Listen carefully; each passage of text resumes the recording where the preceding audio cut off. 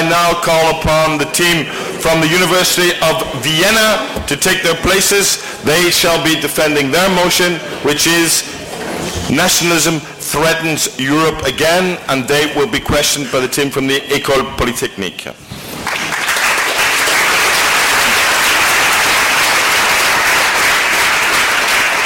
first speaker, Mr. Bernhard Nickel. Ladies and gentlemen, it's an honor to talk to you in this 100th anniversary of World War I. A 100th anniversary year that is a reminder for an ugly truth. As François Mitterrand put it in his last speech to the European Parliament in 1995, nationalism is war, and nationalism is on the rise again. And that, ladies and gentlemen, is why we believe that 100 years later, nationalism is threatening Europe again. So I think everybody of you has a broad idea what nationalism is. But we have identified two different forms of nationalism and how it is threatening Europe. First of all, it is the striving of regions for getting their own independent nation, for getting their own state. And second, there is a rise of national parties, as the Cambridge team has already mentioned, that consider themselves superior to others, that reject the idea of anything that is related to peace in Europe or anything that is related to social solidarity among other Europeans. So, first of all, the separatist movements.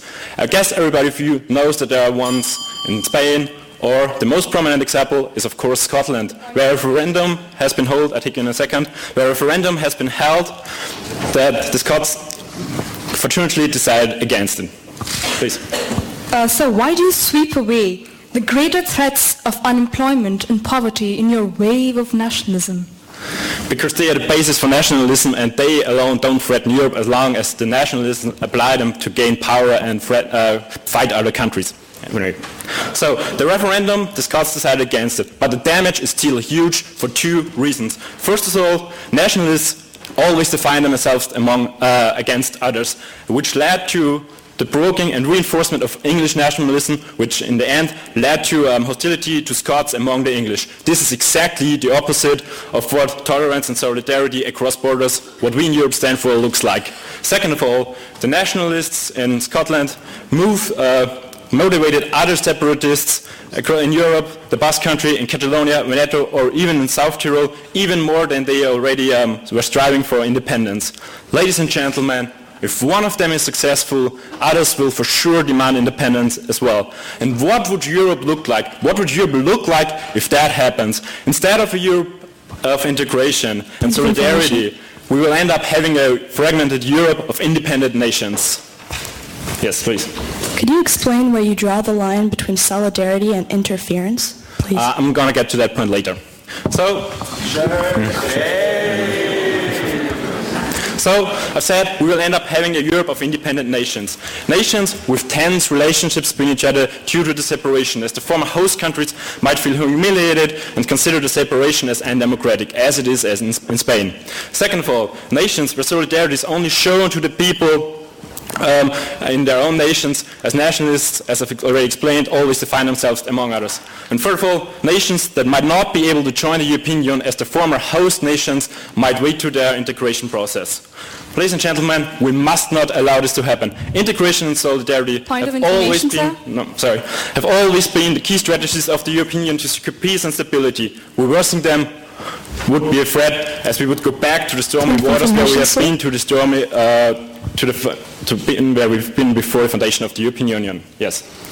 What do you think of those dark moments in history where we intervened and we were wrong to do so? Well, we intervened and we were wrong to do so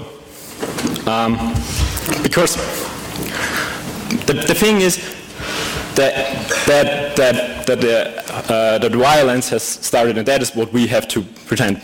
Well, a second form of nationalism is also challenging us. The rise of populist and national parties, as I've already explained. UKIP, Jobbik, Front National, Vlaams Belang, and the Austrian Freedom Parties, just to name a few, they have all three things in common.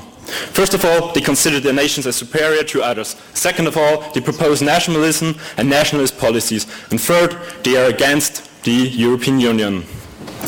Well, some of you might argue that they are not a threat to us because they will never get a majority. Just to mention it, the Austrian Freedom Party got 30% and ranked first in recent polls. But even if they don't get a majority, they affect European politics in a more subtle way. Their reputation in national politics is very likely to push governments into more national and Eurosceptical positions, such as it happens in the UK with David Cameron offered a referendum. What will this lead to? First of all, it will get more and more difficult to enlarge the European Union and to gain more integration. Second of all, the creation of solidarity mechanisms such as the European Stability Mechanism will be more and less impossible. And third of all, as I've mentioned, in the UK, it might lead to disintegration. This is the first step towards a dark past.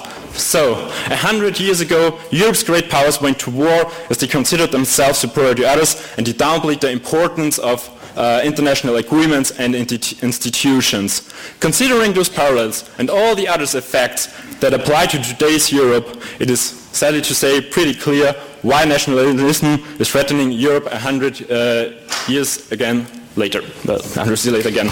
Sorry.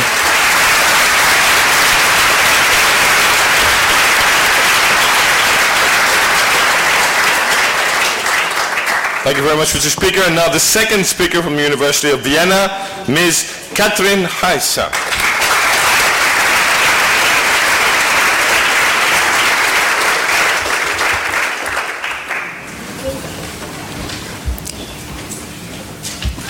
Ladies and gentlemen, before I start my speech, I want to ask you to ask yourself a question. What does the EU mean to you personally? Ladies and gentlemen, I asked my grandmother this exact same question. Right out, she gave me an answer. It was peace. For her, the European Union is a gigantic peace project. Is standing aloof from the horrors of war she's experienced. She's the one who's got still tears in her eyes when trying to tell me about her relatives who died on the battlefields of the First and the Second World War. And she told me that she's got the feeling that something is going on in Europe, which is making her truly worried, which is making me worried as well.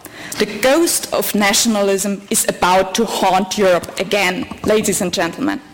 I'm sure that everybody in the audience here knows people like my granny, people who are still 100 years after the horrors of war vividly present in their memory. People who remind us in the strongest way ever possible how privileged we are to live in a peaceful and united Europe, and that we shall defend this privilege, as this is our motion.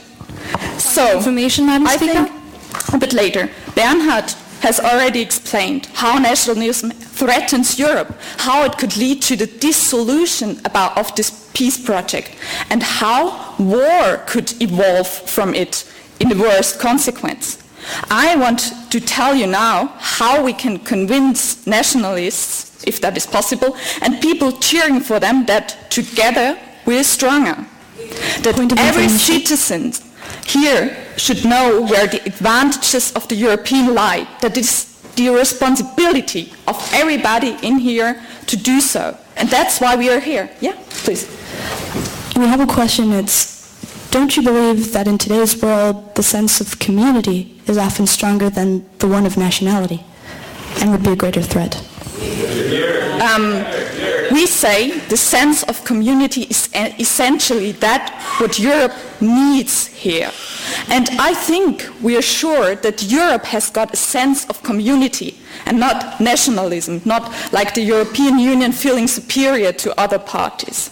So we say it is crucial to show every citizen in the country what the consequences of nationalism might be. Not on an abstract level, but we have to take it down from up there to each and every citizen of these countries. We have to show them what they would lose if the EU wouldn't exist in the way it has existed. For example, to give you an example, what if we showed the people who are going on the holiday that they now have to wait hours at borders, that they have to change money into currencies. And also for businessmen, it would be really bad that things aren't standardized, that things aren't as easy as they might have been before in the European Union. So we also see another problem. But before that, I want to take your question. Thank you, Madam Speaker. How do you define where solidarity ends and interference begins? Ladies and gentlemen, this issue is a very hard one to answer in this 5-minute speech. But I will... No. It is very hard. But at least the European Union seems to have found a way between solidarity and interference, so that every country right now accepts the European Union and also the rulings of the Court of the European Union and stuff like that. So to end my speech, as we have been asked by the organizers of this tournament to include something about Austria-Hungary in the speech, I'm glad to comply with that request finally. So essentially, centuries ago, the Habsburgs created a successful multi-nation state lasting for centuries under a certain slogan. We think that this slogan is still true, especially in Erasmus times, and it describes our vision best, I believe. Bella gerant ali, tu felix Europa nube. Let others wage war, you happy Europe, merry. Thanks.